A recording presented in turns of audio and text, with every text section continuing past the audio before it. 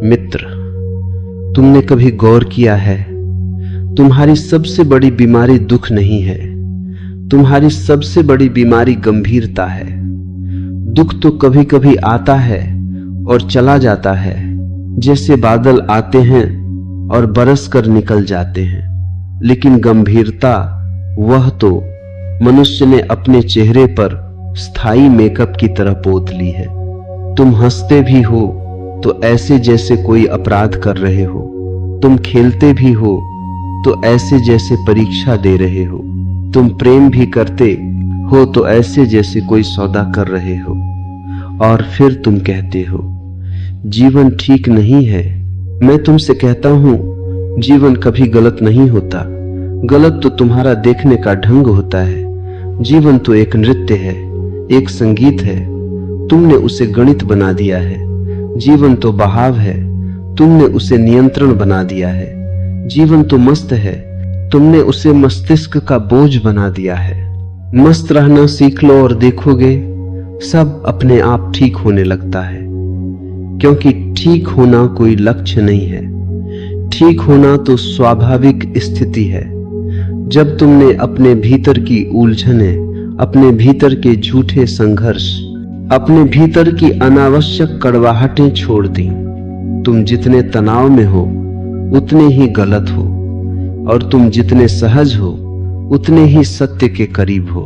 लेकिन तुम सोचोगे मस्त रहना, जब जिंदगी में इतनी परेशानियां हैं। हाँ, वही तो मैं तुमसे कहता हूं, मस्त रहना परेशानियों के न होने की शर्त पर नहीं है।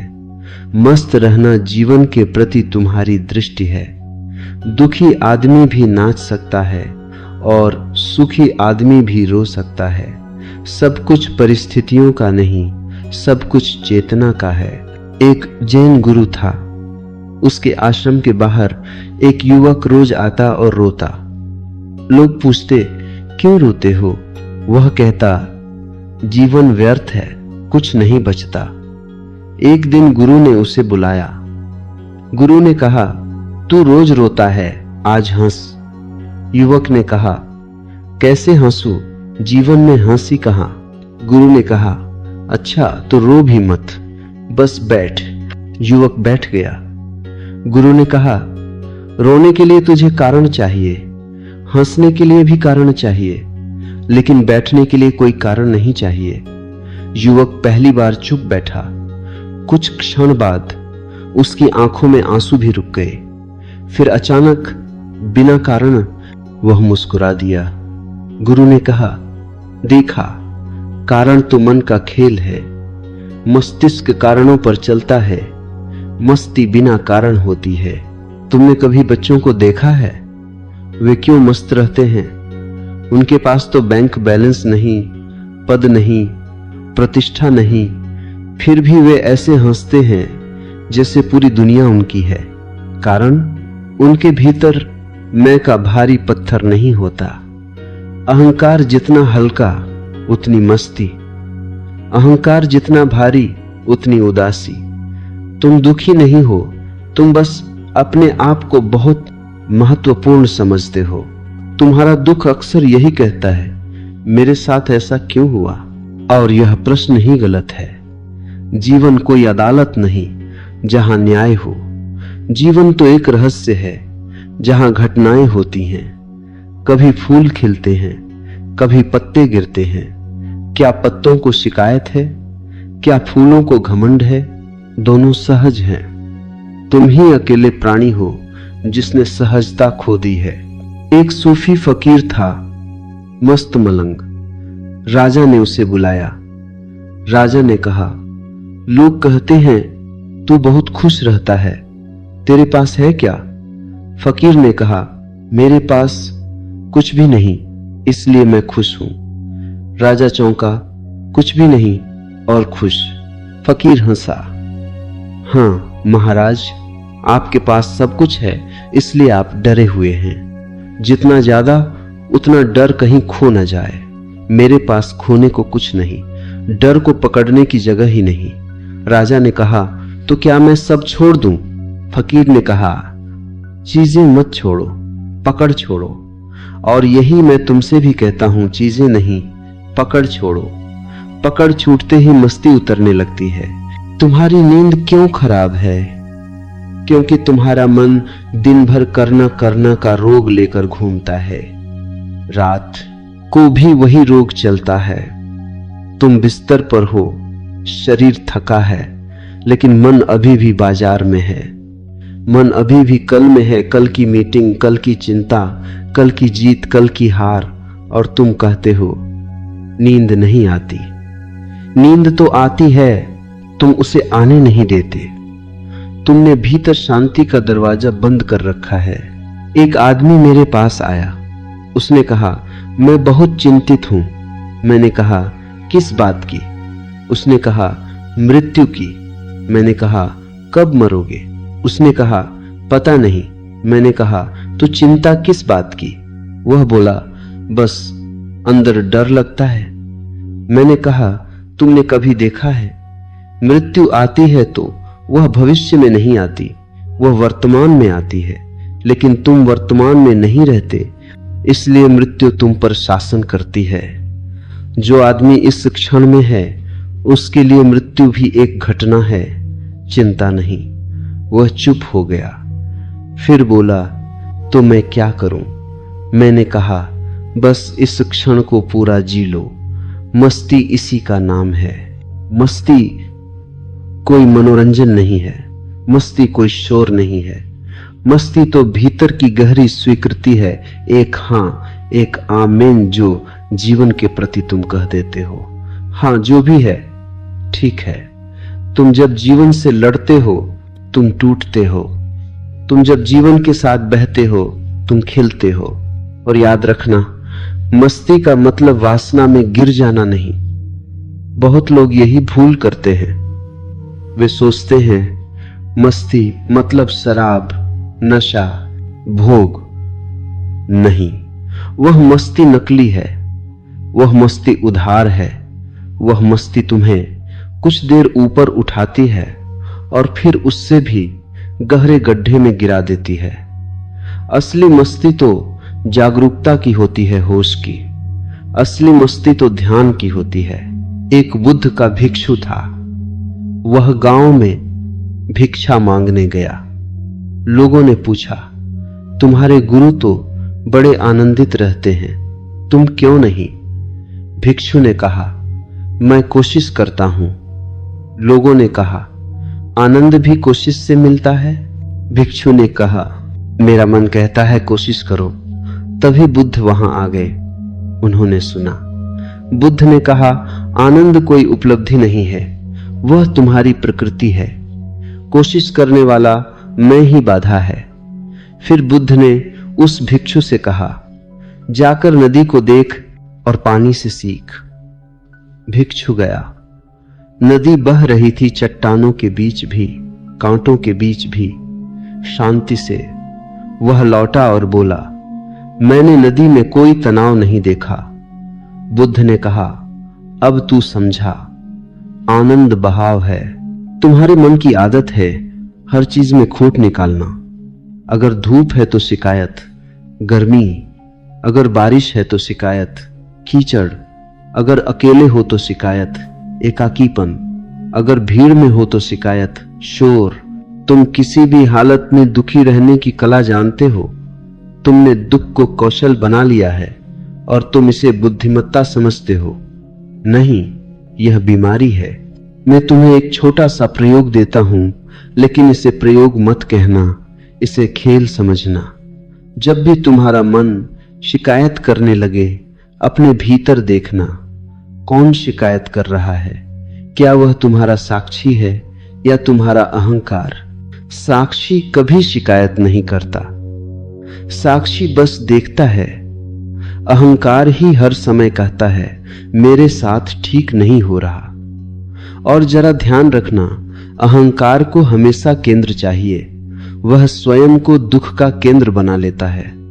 तुम्हें लगता है तुम दुखी हो, वास्तव में तुम्हारा अहंकार दुखी होने का अभिनय कर रहा है ताकि तुम उसे महत्वपूर्ण समझो। एक दिन एक आदमी बहुत दुखी होकर एक फकीर के पास पहुंचा। उसने कहा, मुझे शांति चाहिए। फकीर ने कहा, पहले अपना दुख यहां रख दे। आदमी बोला, दुख कैसे रख दूं? फकीर ने कहा, तो फिर शांति कैसे लोगे? आदमी चुप। फकीर ने कहा, तुम दुख को छोड़ नहीं रहे, क्योंकि दुख में भी तुम्हारी पहचान है। तुम दुखी हो, इसलिए तुम किसी हो। अगर दुख चला गया तो तुम कौन रहोगे? आदमी कांप गया। यही डर है उख छोड़ना, मतलब अपने झूठे मैं को छोड़ना। मस्ती का पहला कदम है अपने झूठे मैं से थोड़ी दूरी बनाना, और दूरी बनते ही तुम देखोगे भीतर एक आकाश है, खुला, निर्मल।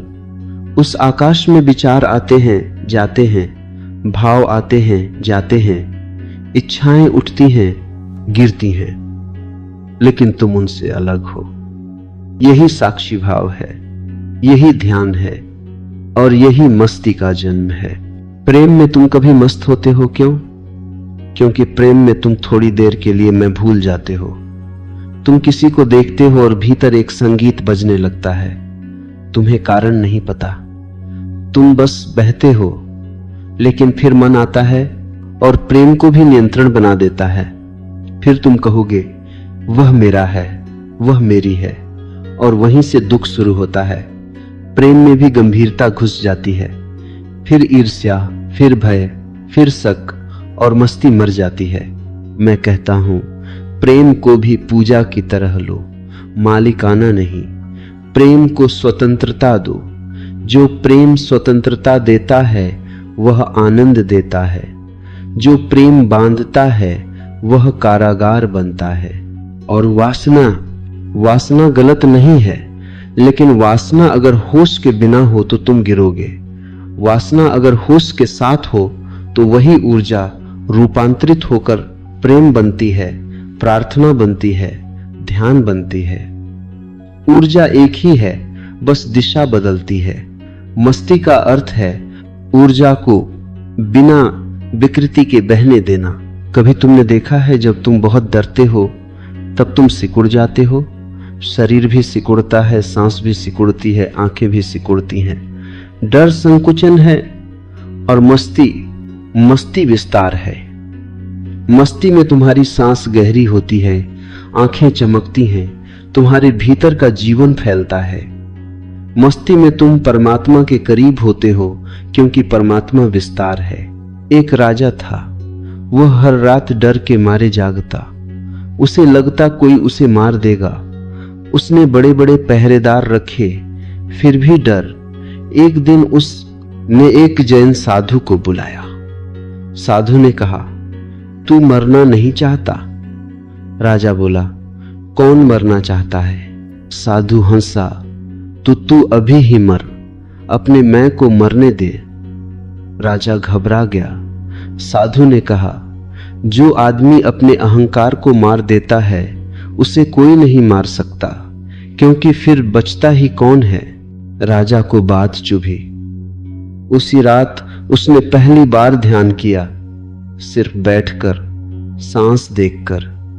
पहली बार उसे लगा मैं विचार नहीं हूं, और उसी क्षण उसका डर थोड़ा पिघला।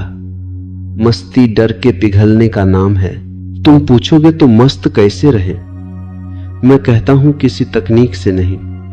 तुम मस्ती को पकड़ नहीं सकते, तुम बस गंभीरता को छोड़ सकते हो। जैसे अंधेरा हटाया नहीं जाता, दीपक जलाया जाता है। गंभीरता अंधेरा है, होश दीपक है। जब तुम सुबह उठो, थोड़ा मुस्कुराओ बिना कारण। मन कहेगा पागल हो, कह देना हां ठीक है। मन को पता ही नहीं कि पागलपन में भी एक दिव्यता है। जितना आदमी समझदार होने की कोशिश करता है उतना नीरस हो जाता है। जीवन की रसधाराएं बहती हैं उन पर जो खेलना जानते हैं। मैं तुमसे कहता हूं हंसो, लेकिन हंसी भी भीतर से हो, अभिनय मत। रो भी तो पूरे रो, जो भी करो पूरे करो। अधूरा मन दुख देता है, पूरा मन शांत करता है। और जब तुम पूरे होते हो तो मस्ती अनायास उतरती है। और याद रखना, मस्त आदमी जिम्मेदार नहीं होता, यह तुम्हारा भ्रम है। मस्त आदमी ही असली जिम्मेदार होता है, क्योंकि वह बोझ से नहीं जीता, वह प्रेम से जीता है। वह डर से काम नहीं करता, वह आनंद से काम करता है। उसकी कर्मठता में तनाव नहीं होता, उसमें नृत्य होता है। वह काम करता है, लेकिन काम उसे नहीं करता। मैं तुम्हें एक अंतिम कहानी सुनाता हूं, एक साधारण आदमी की। वह रोज दुकान खोलता, ग्राहकों से बात करता, शाम को बंद करता। उसका पड़ोसी बहुत परेशान था, हर दिन शिकायतें। एक दिन पड़ोसी ने कहा, तू हमेशा खुश कैसे रहता है? वह दुकानदार बोला, मैं खुश रहने की कोशिश नहीं करता, मैं बस जो भी है उसे स्वीकार कर लेता हूं। पड़ोसी बोला, पर नुकसान हो जाए तो? दुकानदार हंसा, तो नुकसान को भी स्वीकार करूंगा। नुकसान मेरी आत्मा थोड़ी है, लाभ हानि तो लहरें हैं, मैं समुद्र हूं। पड़ोसी चौंका। दुकानदार ने कहा, तू लहरों को पकड़कर बैठा है, इसलिए दुखी है। समुद्र बन, मस्त हो जा। बस यही मेरा संदेश है। लहर मत बनो, समुद्र बनो। विचार मत बनो, साक्षी बनो।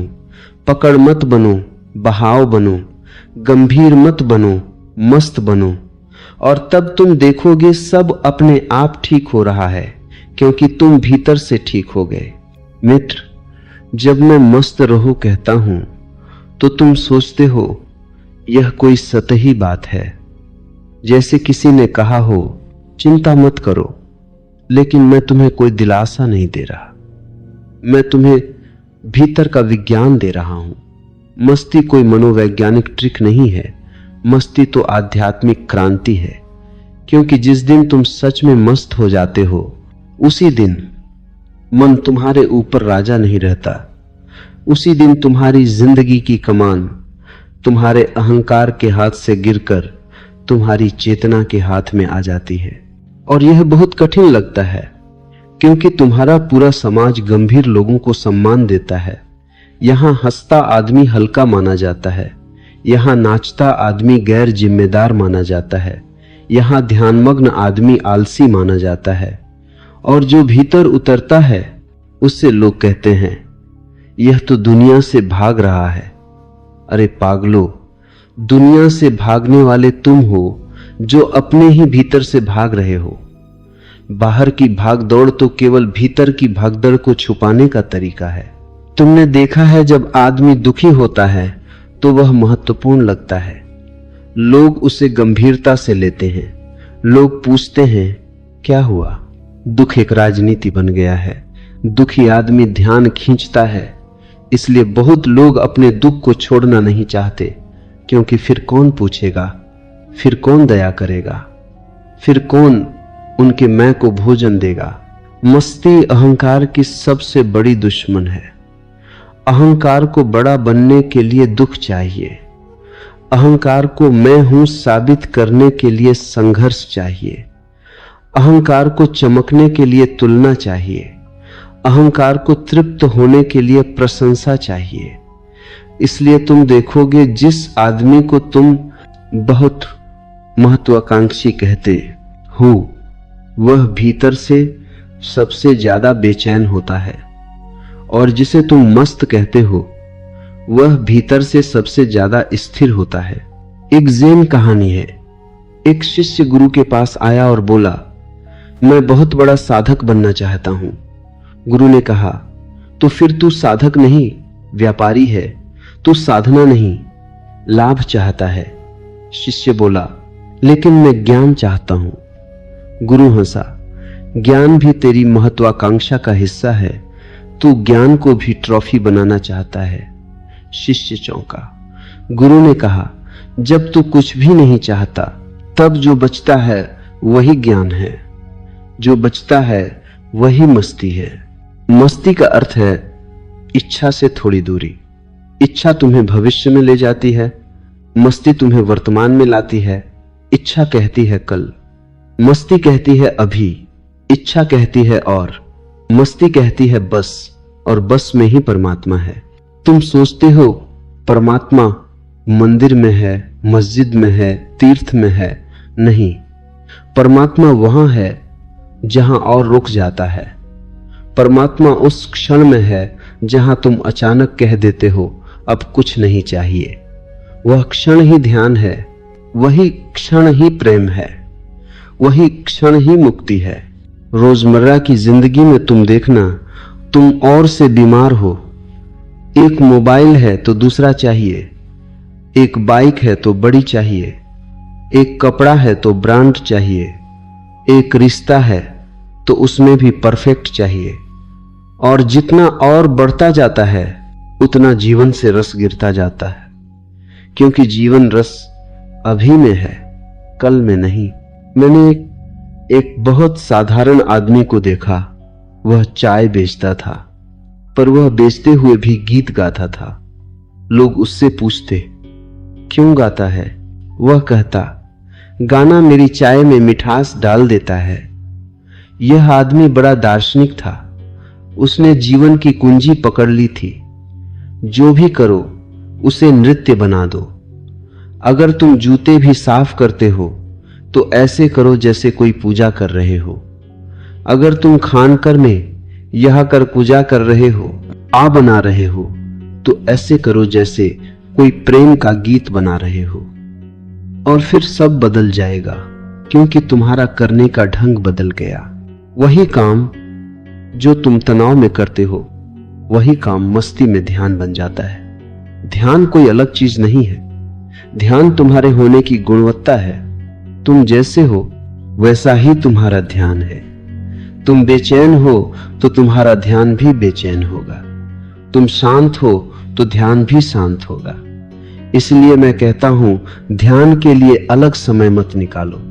अपने जीवन की हर गतिविधि में थोड़ा होश जोड़ो। जब तुम चलते हो, होश से चलो। अपने पैरों की गति को देखो। जब तुम खाते हो, होश से खाओ। स्वाद को महसूस करो। जब तुम नहाते हो, होश से नहाओ। पानी को अपने ऊपर गिरते महसूस करो और धीरे धीरे तुम भीतर एक नया केंद्र पाओगे। वही केंद्र मस्ती है। लेकिन तुम्हारा मन बहुत चालाक है। वह तुम्हें धोखा देता है। वह कहता है मस्ती बाद में करेंगे, पहले सेट हो जाएं, और तुम सेट होते होते मर जाते हो। आदमी कहता है पहले पैसा जमा कर लूं, फिर खुश रहूंगा, और पैसा जमा होते होते जीवन चला जाता है। आदमी कहता है पहले घर बना लूं, फिर चैन मिलेगा, और घर बनते बनते वह खुद कब्र के करीब पहुंच जाता है। आदमी कहता है पहले बच्चे बड़े हो जाएं, फिर आराम करूंगा, और बच्चे बड़े होते होते वह खुद बूढ़ा हो जाता है। यह पहले फिर की बीमारी है। मैं इसे ही संसार कहता हूं। मस्ती में पहले फिर नहीं होता। मस्ती में केवल अब होता है। मस्ती में तुम कहते हो जो भी है इसी में गीत गा लिया जाए। एक राजा था, उसे सब कुछ मिला था, लेकिन वह उदास रहता था। उसने दुनिया के बड़े बड़े विद्वानों को बुलाया। सब ने कहा धर्म करो, पुण्य करो। राजा ने किया, फिर भी उदासी। एक दिन एक फकीर आया। राजा ने कहा तुझे क्या चाहिए? फकीर बोला मुझे कुछ नहीं चाहिए, लेकिन मैं तुझे एक बात दे सकता हूं। राजा ने कहा क्या? फकीर ने कहा अपनी उदासी मुझे दे दे। राजा बोला उदासी कैसे दे दूं? फकीर ने कहा तो फिर आनंद कैसे लेना चाहता है? राजा चुप। फकीर ने कहा तू उदासी को पकड़े बैठा है, जैसे कोई खजाना हो, छोड़ दे। राजा ने कहा कैसे छोड़ूं? फकीर ने कहा उसका कारण छोड़ दे। राजा बोला कारण? फकीर ने कहा तू जीवन से बहुत अपेक्षा रखता है, अपेक्षा टूटती है तो उदासी आती है। राजा ने पूछा तो क्या अपेक्षा न रखूं? फकीर ने कहा हां, जीवन को ऐसा ही स्वीकार कर ले जैसा है, यही मस्ती है। स्वीकृति यह शब्द समझना। स्वीकृति का मतलब हार मान लेना नहीं। स्वीकृति का मतलब यह नहीं कि तुम प्रयास छोड़ दो।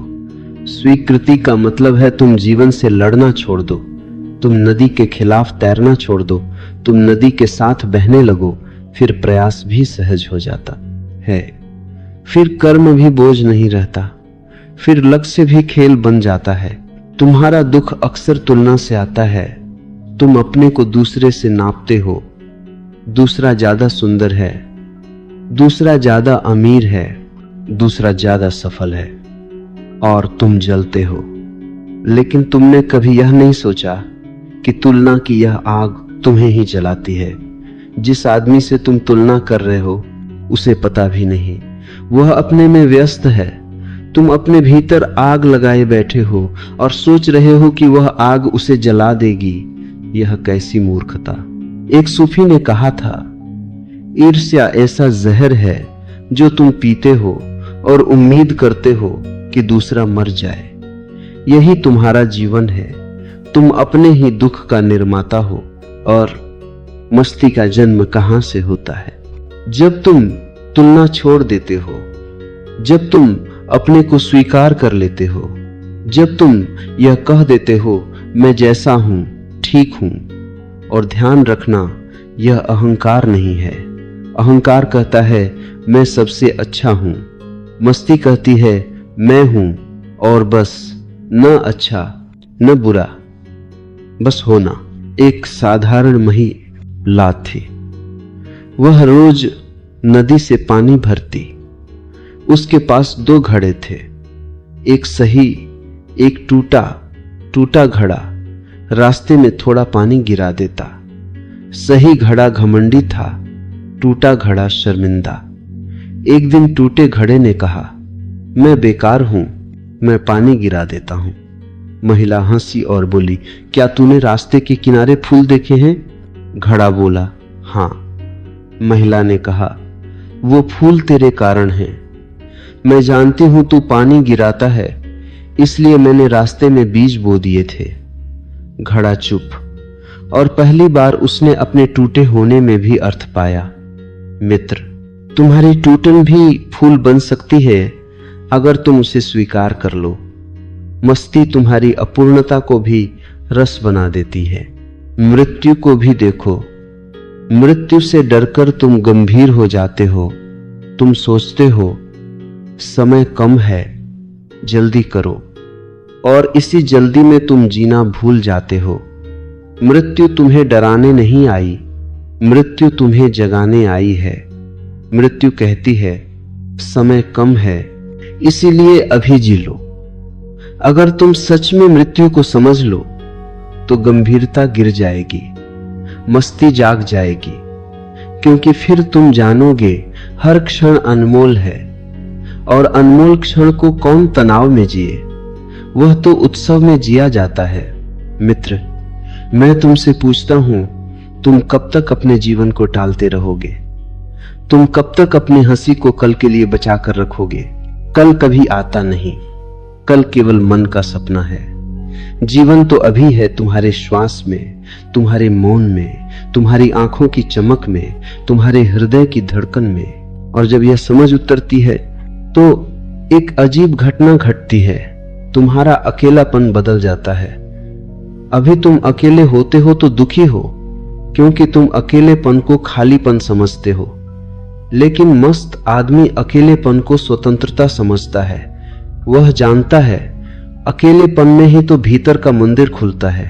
भीड़ में तुम खो जाते हो, अकेले में तुम मिलते हो, अकेले में तुम अपने से मिलते हो, और अपने से मिलना ही परम मस्ती है। कभी तुमने देखा है रात का आकाश कितना मस्त है? तारों को कोई जल्दी नहीं, चांद को कोई चिंता नहीं, हवा को कोई महत्वाकांक्षा नहीं, फिर भी सब कितना सुंदर है। तुम भी ऐसे ही हो सकते हो, लेकिन तुमने अपने ऊपर मन की धूल जमा ली है। मैं तुमसे कहता हूं, उस धूल को झाड़ो, बहुत नहीं, बस थोड़ी जागरूकता से। और अब मैं तुम्हें एक चौंकाने वाली बात कहूंगा, दुख को भी मस्ती बनाया जा सकता है। हां, दुख भी, क्योंकि दुख अगर होश में जिया जाए तो वह करुणा बन जाता है। दुख अगर होश में जिया जाए तो वह प्रार्थना बन जाता है। दुख अगर होश में जिया जाए तो वह तुम्हें तोड़ता नहीं, तुम्हें खोल देता है। इसलिए मैं नहीं कहता कि दुख से भागो, मैं कहता हूं दुख में भी जागो, फिर दुख भी तुम्हारा शिक्षक हो जाएगा। और जब तुम सच में मस्त होते हो तब तुम्हारे भीतर एक गहरा मौन उतरता है, ऐसा मौन जिसमें शब्द गिर जाते हैं, विचार थक जाते हैं और तुम बस हो। वही मौन सब अपने आप ठीक हो जाएगा का रहस्य है, क्योंकि तब तुम्हारा जीवन मन के हाथ में नहीं होता, तब तुम्हारा जीवन अस्तित्व के हाथ में होता है, और अस्तित्व कभी गलत नहीं करता। मस्त रहना सीख लो और देखोगे तुम्हारे भीतर एक उत्सव जल उठेगा जो किसी परिस्थिति पर निर्भर नहीं। वह उत्सव तुम्हारी आत्मा की गंध है। मित्र, अब मैं तुम्हें उस जगह ले चलूं जहां शब्द भी धीरे धीरे गिरने लगते हैं, क्योंकि मस्ती का अंतिम अर्थ कोई विचार नहीं है, कोई सिद्धांत नहीं है। मस्ती तो स्वाद है। जैसे तुम शहद को समझ नहीं सकते, बस चख सकते हो। जैसे तुम संगीत का अर्थ नहीं निकाल सकते, बस उसमें डूब सकते हो, वैसे ही मस्ती भी समझने की चीज नहीं, जीने की चीज है। और तुमने एक बहुत बड़ी भूल की है। तुम जीवन को समस्या मानकर जी रहे हो। समस्या का अर्थ है कुछ है जिसे हल करना है, इसलिए तुम्हारा मन हमेशा हल खोजता रहता है। लेकिन जीवन कोई समस्या नहीं है, जीवन तो रहस्य है। समस्या का हल होता है, रहस्य का अनुभव होता है, रहस्य का आनंद होता है, रहस्य का नृत्य होता है। जो आदमी जीवन को समस्या मानकर जीता है वह स्वाभाविक रूप से गंभीर हो जाएगा, क्योंकि समस्या का हल निकालते हुए कोई नाचता नहीं, कोई गाता नहीं। और जो आदमी जीवन को रहस्य मानकर जीता है वह मस्त हो जाता है, क्योंकि रहस्य में ही उत्सव है। एक बुद्ध के पास एक शिष्य आया। उसने पूछा, जीवन का अर्थ क्या है? बुद्ध चुप रहे। शिष्य ने फिर पूछा। बुद्ध ने पास पड़ी एक सूखी पत्ती उठाई और उसे हवा में छोड़ दिया। पत्ती घूमती रही, नाचती रही, फिर धीरे से जमीन पर गिर गई। बुद्ध ने कहा, यही अर्थ है। शिष्य ने कहा, मैं समझा नहीं। बुद्ध मुस्कुराए। समझने वाले ही चूक जाते हैं, जिसने देखा उसने पा लिया। मित्र, जीवन का अर्थ वही पत्ती है, बहाव, नृत्य, गिरना, फिर मिट्टी बन जाना और फिर किसी और रूप में उठ जाना। इतना विशाल खेल और तुम उसे गंभीरता की जेल में बंद किए बैठे हो। मस्ती का एक रहस्य है, मस्ती हमेशा मुक्त होती है। जहां बंधन है वहां मस्ती नहीं, और सबसे बड़ा बंधन तुम्हारा कंट्रोल है। तुम हर चीज को नियंत्रित करना चाहते हो। तुम प्रेम को नियंत्रित करना चाहते हो, तुम बच्चों को नियंत्रित करना चाहते हो, तुम पत्नी को नियंत्रित करना चाहते हो, पति को नियंत्रित करना चाहते हो, तुम जीवन को नियंत्रित करना चाहते हो, और तुम सोचते हो नियंत्रण से सुरक्षा मिलेगी। नहीं, नियंत्रण से केवल भय बढ़ता है, क्योंकि जिसे तुम नियंत्रित कर रहे हो उसे तुम खोने से डरते हो। नियंत्रण का मूल ही डर है, और मस्ती का मूल भरोसा है। भरोसा का अर्थ है मैं अस्तित्व को भरोसा देता हूं। मैं कहता हूं जो होगा होगा, मैं उसके लिए उपलब्ध हूं। यह उपलब्धता ही मस्ती है। तुम जब उपलब्ध होते हो तब जीवन तुम्हारे भीतर उतरता है। तुम जब बंद होते हो तब जीवन तुम्हारे बाहर रह जाता है। एक सूफी दरवेश था। लोग उससे कहते, तू इतना निडर कैसे है? वह कहता, मैंने डर को स्वीकार कर लिया। लोग चौंकते, स्वीकार कर लिया, फिर डर गया नहीं। वह कहता, डर तभी तक डर है जब तक तुम उससे लड़ते हो। जैसे ही तुम कहते हो आ जा, वह पिघल जाता है। लड़ाई ही डर को ताकत देती है। मित्र, यह बड़ी कीमती बात है। तुम्हारी गंभीरता भी तुम्हारी लड़ाई से आती है। तुम जीवन से लड़ रहे हो, तुम अपने मन से लड़ रहे हो, तुम दूसरों से लड़ रहे हो, और लड़ते लड़ते तुम्हारा चेहरा पत्थर बन गया है। मैं तुमसे कहता हूं, पत्थर मत बनो, पानी बनो। पानी जब चट्टानों से टकराता है तो चट्टान को नहीं तोड़ता, पानी रास्ता बदल लेता है, बहता रहता है। लेकिन अंततः चट्टान हार जाती है, पानी जीत जाता है। क्योंकि पानी में जिद नहीं, पानी में लचीलापन है, और लचीलापन ही मस्ती है। अब तुम पूछोगे, लेकिन जीवन में दुख है, असफलता है, बीमारी है। तब मैं कहता हूं, हां हैं, और वे रहेंगे। क्योंकि जीवन का आधा हिस्सा रात है। अगर तुम केवल दिन चाहते हो तो तुम जीवन के खिलाफ हो।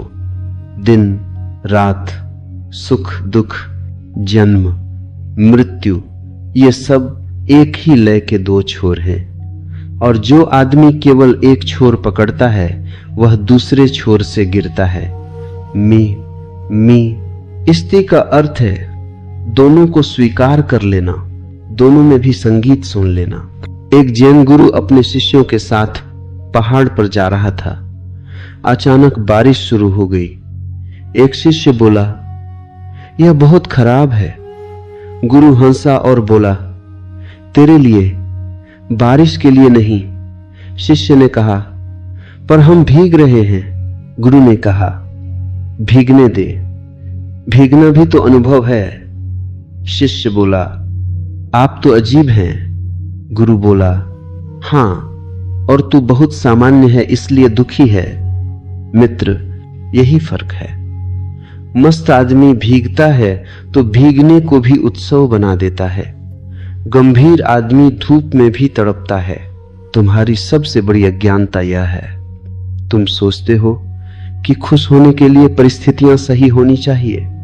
मैं कहता हूं, परिस्थितियां कभी सही नहीं होंगी, और जब तक तुम सही परिस्थितियां खोजते रहोगे तुम गलत जीवन जीते रहोगे। जीवन का सौंदर्य इसी में है कि वह अनिश्चित है। जीवन का सौंदर्य इसी में है कि वह नियंत्रण से बाहर है, और वही नियंत्रण से बाहर होना ही परमात्मा का संकेत है।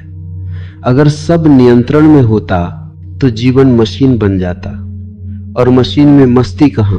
अब मैं तुम्हें एक राजा रानी की कथा सुनाता हूं। एक रानी बहुत उदास थी।